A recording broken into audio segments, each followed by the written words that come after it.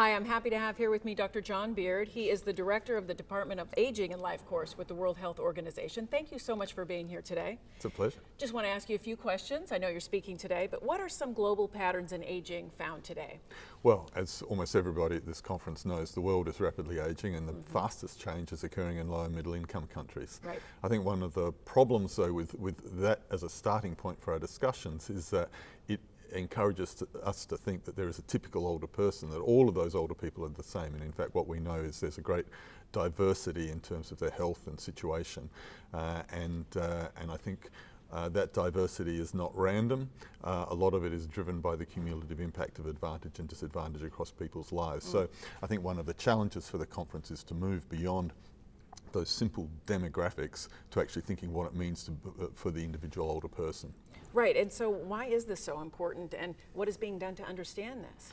Okay, well, I mean, it's critical because what we have to do when we develop policy responses or practice responses is to make sure we don't reinforce those inequities. So what we know is the people with the best possible functioning are generally the people who have benefited from advantage across their lives. The people with the poorest functioning are those who have experienced cumulative disadvantage. That means the people with the greatest need have the least resources. And so what we need to do is understand much better how we can not reinforce the inequities that they've experienced across their lives, but overcome them with policy and with good clinical practice. And specifically, what is the World Health Organization doing about this? Okay, there's a lot happening. We've had a global strategy and action plan endorsed by our member states. 194 countries around the world have signed off.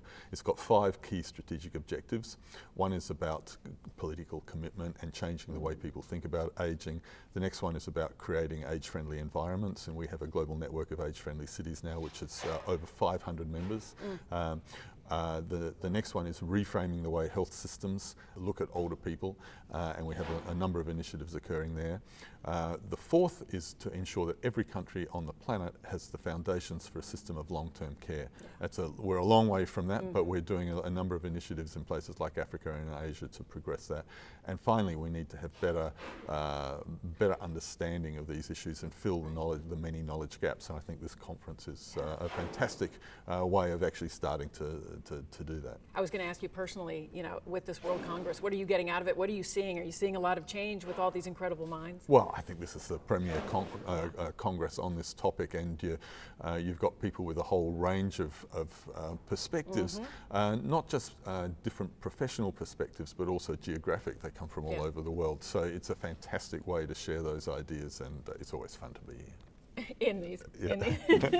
Thank you so much for joining me today. John Beard, World Health Organization. Fantastic.